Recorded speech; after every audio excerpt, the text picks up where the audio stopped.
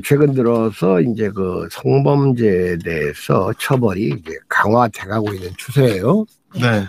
그래서 지난번 뭐 N번방인가 뭔가 했던 그 아이는 네. 아마 그 40년형을 받았는데, 네.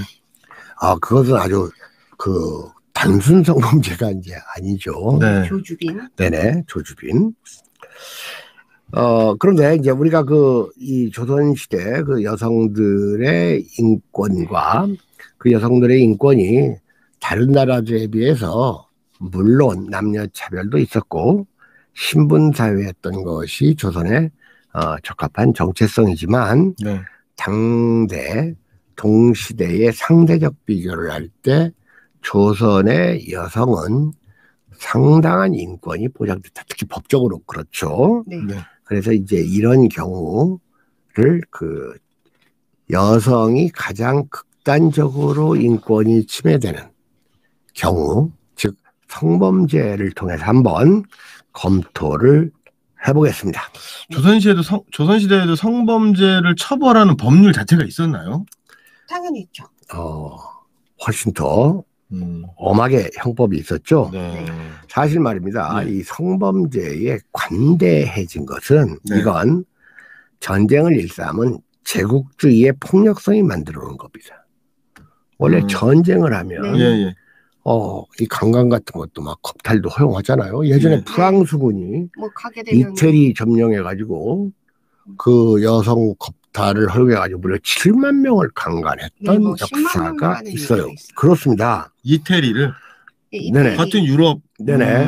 이태리. 그러니까 우리들이 사실 요즘 들어서는 조금 자각을 하고 있지만 계속 성범죄에 관대한 이런 세태를 보여온 것은 조선의 전통과는 무관하고 우리의 심성과는 더욱 무관하다는 것을 먼저 말씀을 드리겠습니다.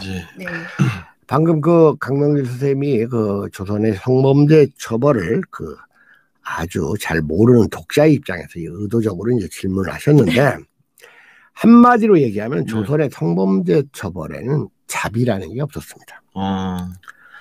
조선왕조실록에는 한 300건에 이르는 성범죄 논의가 기록돼 있어요. 네. 실록이라고 하면은 네. 임금을 중심으로 한 중앙정부에서 논의된 것만 300건 이렇게 말씀할 수 있는 거죠. 그래야 되겠죠. 네네. 물론 이제 실록하면 뭐 임금이 등장하지 않는 분야도 있지만 대부분 이제 임금이 또 등장을 하죠. 예.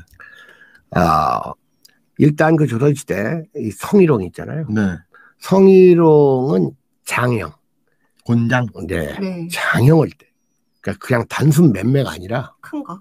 엄청나게 세게 치는 겁니다. 엉덩이 다 터져. 그러니까 태형이라는 건 있는데 태형이는 회초리라든가 이런 거고. 네네. 장형은 곤장이죠. 네, 태형은 아주 이건 좀 점스럽고 장난스러운 거예요. 태형은 이 막대기 지름이 1cm예요. 이렇게 얇아요. 네. 얇아가지고 길이가 1.5m입니다. 이거 가지고 맴매하는 게 태형이에요. 네. 근데 이제 장형은 말 그대로 쳐라. 뭐 이제. 그러잖아요. 물 뿌려서 엉덩이 때 이렇게. 네네. 그래서 성희롱에는 그 장형. 그 다음에 강간범이 아니고 강간 미수범. 네. 예. 강간 미수범에게는 장형에다가 유배형이 추가됐고, 강간에 성공한 강간 성공범은 교형이라는 건 사형이라는 거예요. 네. 목 졸라서 죽이는 거고, 미성년자 강간범은 역시 사형이지만 목 졸라서 죽이는 게 아니라 목을 쳐서 죽이는 참형이 부과됐던 겁니다. 조선왕조실록을 읽어보면 아마 세종 때 같아요. 세종 때 15세 여종이 여러분들 여종 비라고 하면 무슨 서양식의 노예로 해석하는 사람이 있는데 아닙니다. 아주 대등한 인권을 보장받았죠. 그런데 이 여자종, 그 당시 이제 계집이라고 했는데 요즘은 계집이라고 하면 이제 비하하는 말이 됐죠. 여성 비하의 표현이죠. 조선시대에는 이제 계집이 아니고 겨집이에요. 겨집. 겨집이 계집이 됐지 않습니까? 네. 왜 그렇게 변했습니까? 그게 이모 역행동하죠. 그 겨자에 있는 여 그리고 집자에 있는 이가 있는데 네. 뒤에 이가 나오면 이 이라는 모음은 주변의 모음을 복잡한 모음으로 바꾸게 하는 현상이 있어요. 우리말에. 네. 그러니까 겨집할 때 집자에 있는 이가 앞에 나온 겨를 개로 복잡하게 만들었잖아요. 학교가 학교가 되는 거예요. 네, 그렇습니다. 네. 교회는 그 이 모음이 없는데요, 학교. 네. 그러네요. 네. 쉽게 얘기해서 죽이다가 아니라 죽이네. 죽이다 같은 것들이 이제 그런 거죠. 겨집이었는데 계집종 소비가 15살인데 이 주인이 간통하려고 했어요. 네. 그러자 식칼로 이 주인의 이맛빼기를 찔러 상하게 했다. 세종시록에 나오래요. 네. 와. 아니 이숙번의 계집종이면 제가 아는 이숙번이라고 하면 조선 창업에 그걸 확인이 안 되는 사항입니다. 예.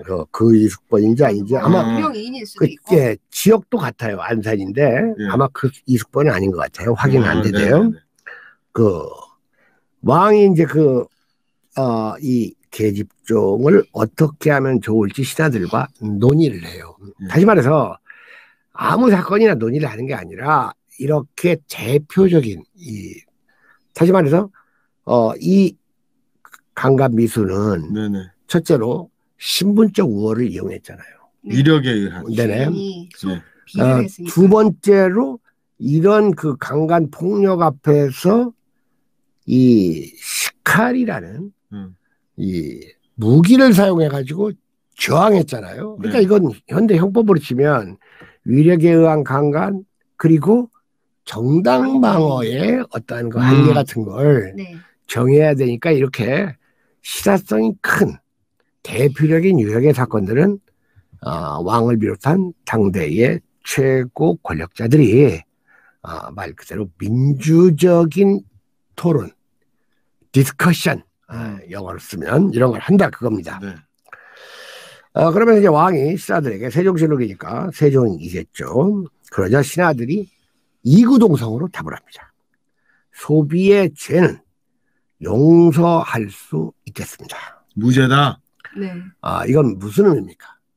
여성의 정당방위를 무한정으로 인정해 줬다. 그렇죠. 칼로 이마 빼기를 상하게 했다라고 하는 거 칼로 머리를 찔렀다는 건데. 뭐 그렇죠, 살았는지 죽었는지 확실하게 나오진 않은 것 같아요. 네네. 그러니까 이런 정도 정당방위를 인정해주면 여성들은 또 가위 가지고 저항할 수도 있어요. 오. 잘라버리는 거예요, 그냥. 그것도 정당방위가 될 수가 있다 그겁니다. 네. 그렇잖아요. 네네. 저 여러분 여름에 냉면집 가면 거기 종업원 하시는 분들이 가위 들고 다니잖아요. 네네. 가위 들고 다니는데 그 비빔냉면의 경우에는 막 가위가 막 빨갛게 묻어 있잖아요. 네. 그거 무시무시하잖아요. 그럼 우리 냉면집 가서 그런 사람 종업원들이 있으면 우리 또 몸이 이렇게 네. 골아지고. 그런데 선생님 이렇게 실록에 있으니까 네네. 실록에 있으니까 이건 뭐 대표적인 케이스가 아니냐라고 이제 네네. 얘기하는 사람도 있어요. 몇몇 이건 소수의 특별한 예다. 네. 그런데 제가 생각해 보면 실록에 기록이 되어 있다라는 건 조정에서 이 국왕을 비롯한 신료 대신들이 논의했다라는 거고 그러한 경우는 대법원의 판례처럼 지방의 각 군현으로도 전파가 된다는 얘기잖아요. 예, 이제 그런 의미도 있고 무슨 역사를 얘기할 때 그거 말고도 예외가 많지 않아 누냐 그건 바보 같은 질문이에요. 네. 뭐나 예외가 있고 그게 법대로 다 됐냐? 요즘 법대로 됩니까? 항상 그렇게 있지도 않고 근거도 없는 거 가지고 헐뜯으려고 질문하는 애들의 입을 봉해버리게 만들어야 돼요. 네. 야, 우리가 지금 기록된 역사를 갖고 논의하는데 너는 기록도 없는 걸 어떻게 그렇게 잘하냐? 이렇게 얘기를 해버려야 될 거 아닙니까? 네. 네네. 신내림 받아. 중종실록에는 1528년 그 기사인데요. 16세기. 네. 이 도백손이라는 양반이에요. 양반. 얘가 도백손이. 이제 강간을 했는데 네. 얘를 수문하라라고 이제 명령을 내리면서 왕이 무슨 말을 하냐면 근래 풍교가 매우 아름답지 않아서 놀라운 일이 많이 있다. 상인이 강간하는 것도 옳지 않다겠는데 일반인, 네, 양. 상인 일반인입니다. 더구나 사족, 선비 이랬는가 해서 선비에게는 보통 사람보다 더 엄한 그 법 집행을 했다는 걸 알 수가 있습니다. 이야, 다시 말해서 네. 왕은 신분이 높은 사람의 성범죄는 더욱 엄정히 다스려야 한다. 네네. 그러니까 조선시대 오거돈이 지금 시대를 잘 타고 나서 그렇지. 부산시장 오거든요. 네, 조선시대 같았으면 이맛배기가 남아나지 않았겠다. 벌써 오거돈은 거돈 됐습니다. 거돈. 네. 네. 댓글에 장형 100대면 중간에 사망한다 이런 댓글이 있는데 네네. 실제 세종 때에는 부녀자를 성희롱한 성균관 여성에게 장형 80대를 부과한 일이 있었다. 그렇습니다. 맞아서 중간에 죽었을 수도 있는. 그리고 최근까지도 말입니다. 네. 요즘은 이제 좀 없어졌지만 무슨 이러한 성범죄가 일어나면 네. 여자가 뭐 수집 여자라는 둥, 네. 또는 뭐 여자의 뭐 평소 행동이 치마가 짧았다, 화장이 이렇게, 진했다, 밤늦게 다녔다, 자유분방했다는 둥 네. 이런 말을 하잖아요. 근데 술 먹었다는 조선시대에 성범죄 피해 여성의 성력, 다시 말해서 과거에 뭐 많은 남자하고 뭐 이렇게 동침을 했다 이런 거, 네. 게다가 신분, 네. 즉 기생이건 비건 네. 이런 건 고려 대상이 아니었습니다. 네. 기녀라도 여종이라도 동의가 없을 경우 강간 처리됐고, 또 재미난 것이 예전에 이런 강간범 같은 것이 우리나라에서는 뭐 이렇게 피해자가 동의해야지 뭐 이렇게 처벌을 하는 화관.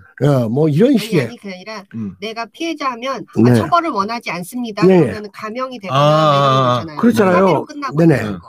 그런데 피해 여성이 처벌을 원하는지 여부는 정상 참작을 하지 않았습니다. 조선시대는. 그리고 완력을 쓰지 않았어도 여성의 동의가 없었으면 강간으로 간주됐어요. 완력을 안 쓰고 강간을 했다? 혓바닥을 잘 올렸겠죠. 살살 이렇게. 자, 중종 26년 1531년 그 이팽령이라는 사람이 산호봉원의 딸 순금과 관계를 했어요. 그러니까 자기 노예 딸을 이제 이렇게 유인 습득했다 그겁니다. 네. 그런데 이거에 대해서 이제 모두가 화관이다. 여자아이가 동의했다. 그런데 이제 순금이 나는 여인이라. 사람들이 화관이라고 얘기했으면 굉장히 그 신분상으로나 증언상으로 굉장히 불리한 상황인데. 그렇죠. 그러니까 이럴 때 또 이 조선시대를 그 시대는 정조가 중요한 시대니까 여러분들 정조라는 말은 그 정조가 뭡니까 여러분들?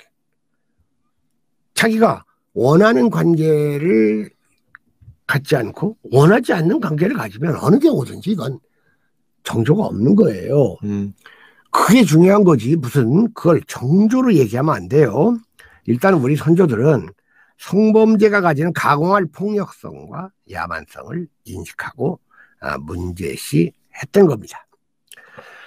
그러므로 그 조선시대만 또 못했던 못하는 오늘날의 그 성범죄 그리고 풍속 세태를 우리가 좀 다시 볼 수가 있겠습니다. 네.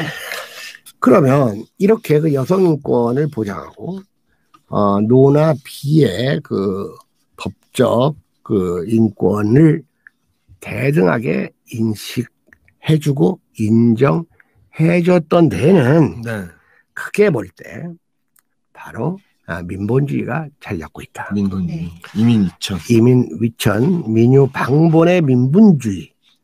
바로 이것은 어떻게 나타나냐면 군주는 이 인민을 위해서 존재한다. 뭐 이건 당연한 말이죠. 그런데 이것보다 하나 더 앞서 나가는 것이 예전에는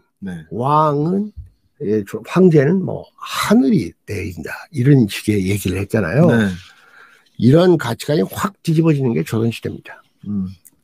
왕은 하늘이 내는 게 아니라 백성들이 자기끼리만 같이 살면 여러 가지 문제가 생기니까 왕을 내세워 가지고 자기들이 할 일을 시키기 위해서 군주를 추대한 것이다. 네.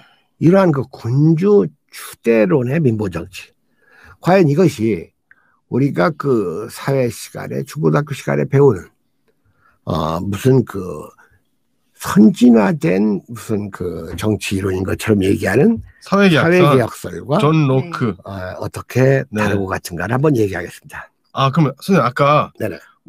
황제는 하늘에서 내린다. 네. 이거는 사실은 왕권 신수설이잖아요. 유럽에서 얘기하는. 그렇죠. 그러고 나서 그런 왕정의 폐해가 있고 하니까 사회계약서에 나온 거고. 근데 그거는 우리는 이미 그 전에 훨씬 전에 그런 논의가 있었다라는 거잖아요. 네, 세종 때. 그렇죠.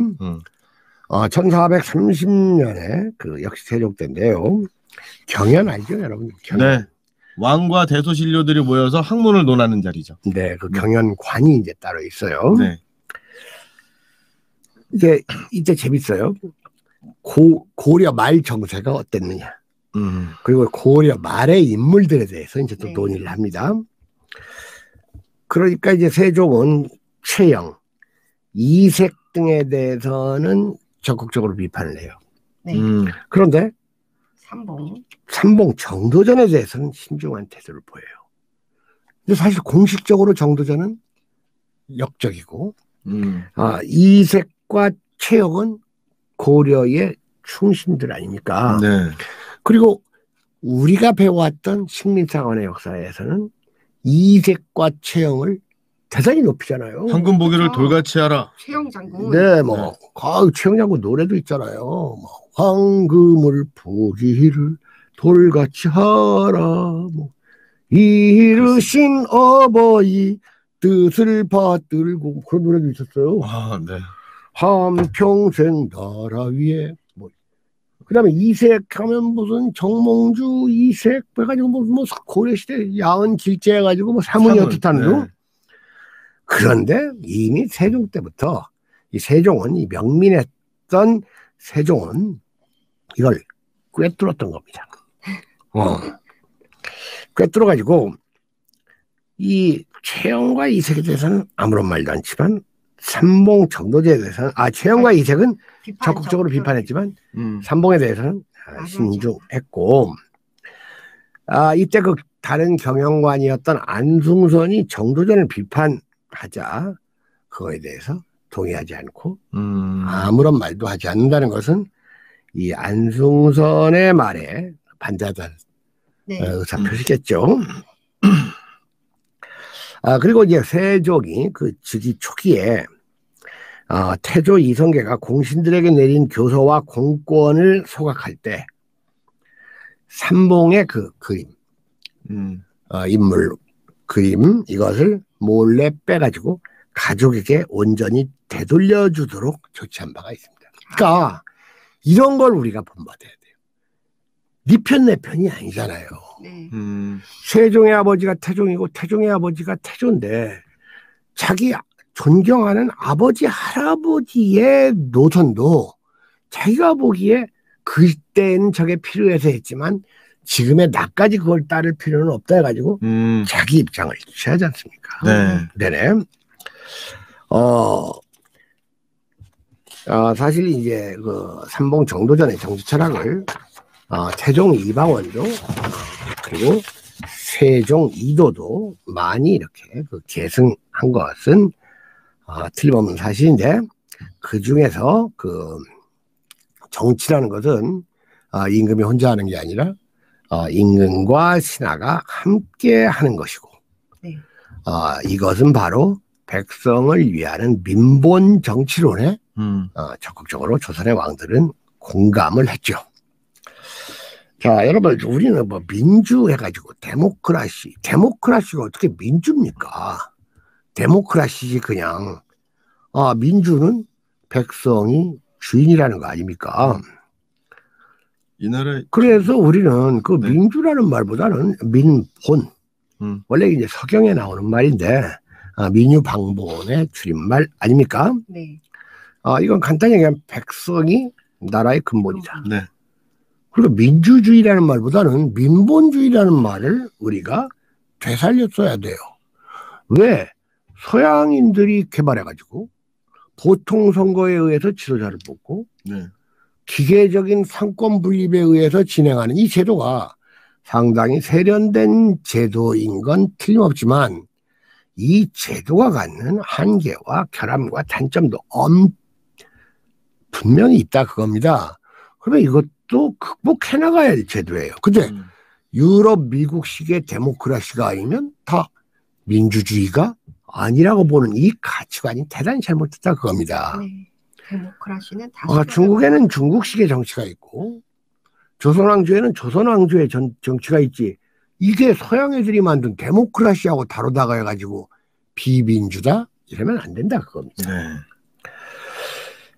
자, 백성은 나라의 근본이니 근본이 튼튼해야만 나라가 평안하게 된다 해서 조선왕조실록을 보면 민유방본이란 말이 174번이 검색됩니다. 네.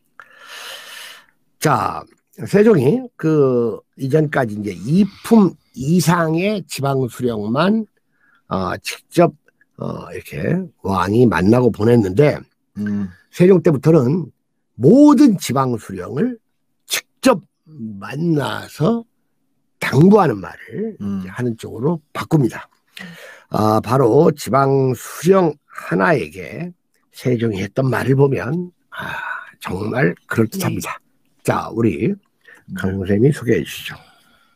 내가 박덕한 사람으로서 외람되이 생민의 주가 되었으니 오직 이 백성을 기르고 무수하는 방법만이 마음속에 간절하여 백성에게 친근한 관원을 신중히 선택하고 출척하는 법을 거듭 탄속하였는데도 오히려 듣고 보는 바가 미치지 못함이 있을까 염려된다. 관리는 깨우쳐서 반성하는 마음으로 관가의 일을 문란하게 하지 못하게 하고 백성들이 적발하여 아래는 기풍이 없음으로써 또한 원통하고 억울한 처지를 면하게 하여 전리로 하여금 근심하고 탄식하는 소리가 영구히 끊어져서 각기 상생하는 즐거움을 이루도록 할 것이다. 말이 조금 어렵네요. 좀 어렵습니까? 네. 여러분들 여러 번 읽어보면 될 겁니다. 지금 이 시간에 그 설명까지는 않겠습니다. 자, 세종은 군주의 퇴임뿐만이 아니라 군주의 부임 자체가 백성의 뜻이다. 이거 놀라운 보세요. 맹자에 의해서 그 폭군 방벌론이 제기됐잖아요. 네. 그러니까 삼복 정도전은 폭군 방벌론을 적극 지지했잖아요. 네. 폭군은 내쫓거나 죽여도 된다. 이게 폭군 방법론 아닙니까? 네. 근데 그 전까지 누구도 얘기하지 않았던 군주의 퇴임론을 얘기한 게 아니라 군주의 부임 자체가 백성의 뜻이다. 부임이다. 네네, 부임. 네. 그 부임을, 그러니까 왕을 백성이 시킨 거니까 당연히 백성한테 왕의 해임권도 있다는 논리가 나올 거 아닙니까? 긍정의 권한이 있으면 부정의 권한도 있는 거 아니겠습니까? 네네. 1431년 세종 때 그 6월 20일 경연에서 세종은 혁명적 발언을 하는데 그 당시에 이제 정승 허조와 이 논란을 벌이죠. 여러분 허조 들어보셨죠? 네. 이 사람이 어떤 사람입니까? 물론 이제 정승인데 내 기억으로는 이분이 이 척추 장애인이에요. 네. 확실치는 않습니다. 혹시 제가 다시 한번 가서 찾아보겠습니다. 약간 그런 거. 네네. 왜냐하면 세종 때는 그 척추 장애인, 흔한 말로 우리가 이제 노틀담, 이 노틀담도 다 중요 대신으로 이렇게 기용이 됐거든요. 그러면 이제 허조가 수령을 백성이 고소하는 것을 국가가 받아들이면 안 된다라고 주장을 하자. 물론 이 논의는 여러 가지 이제 왔다 갔다 하는 논의가 있었어요. 그런데 그 다음에 그 임금이 이 찬성에는 뭐 좌찬성, 우찬성이 있는데 이게 아마 그 이품일 겁니다. 정이품, 일품. 허조에게 이르기를 근간에 들으니 경이 대언 등과 더불어 말하기를 부민들이 친히 수령을 고소하는 자는 마땅히 수리하기를 허락지 말라고 하여 내게 상달되기를 바란다고 하니 경이 일찍이 말하기를 부민이 수령이 고소하는 것은 심히 추구한 풍습이 아니라고 하여 태종께서도 간합하셨으니 이미 법을 세웠는데 내가 일찍이 생각하건대 자기의 억울한 바에 이르러서도 다 수리하지 못하게 한다면 가령 수령이 백성의 노비를 빼앗아 다른 사람에게 주어도 다시 수리하지 않는 것이 가할까. 일단 그 지역의 백성이 수령을 이제 고소하고 이런 문제는 그 다음에도 이제 서로 이제 이 우여곡절이 있으면서 바뀌기도 하고 토론도 있어요. 근데 일단 여기서 나오는 말, 백성이 수령에게 억울한 일을 당하고 고소했을 때 국가는 마땅히 수리해야 한다는 지금 주장이죠. 네. 근데 그 다음 말을 보세요. 백성들이 하고자 함이 있는데 임금이 없으면 어지러워지므로 반드시 임금을 세워서 다스리게 하였는데 억울함을 호소하는 것을 받지 않으면 어찌 다스리는 채통에 해롭지 않을까. 백성이 임금을 세우는데 피고용자인 임금이 백성 말을 안 들어서야 되느냐. 이런 거야말로 이 군부 추대론이고 우리가 학교 다닐 때 배운 무슨 뭐 토마스 홉스, 존 로크, 장 자크 루소 등이 제기한 이러한 사회계약론을 마치 획기적이고 혁명적인 것이냐. 그러나 세종의 이러한 군주 초대론, 토마스 홉스나 이 존 로크나 루소들의 이러한 이 중에서 이제 장 자크 루소 하나만 봅시다. 인간은 자유롭고 국가의 성립은 인간 자유의지에 의한 것이므로 일반 의지의 행사인 주권은 양도될 수 없는 것이다. 자, 이렇게 홉스나 로크나 루소가 다 언제 사람이냐면 17, 18세기 사람이에요. 네. 사실 이 세종의 군주초대론이 사회계약론보다 훨씬 더 정교하다고 볼 수 있어요. 심지어 300~400년 전 본질을 건드리니까요. 네. 15세기 이런 시기에 이러한 사회계약서를 압도하는 군주 추대론을 피력했던 것이 이 조선 왕조의 민주 방본 정신이고 이러한 민본 정신의 근거에서 모두를 다 이 나라의 근본으로 보는 가치관이 여성들에게까지 미치지 않았는가 하는 그러한 관점을 여러분들에게 소개를 하겠습니다. 그러한 가치관과 이념이 조선 건국의 토대가 됐다는 것도 중요한 얘기예요. 네. 자, 그러면 오늘 방송은 이것으로 마치겠습니다. 네. 시간이 됐죠? 네. 자, 여러분들 오늘 참여하신 분들께 감사드립니다. 네. 자, 수고하셨습니다. 네, 다음 주에 뵙겠습니다. 다음 주에 뵙겠습니다.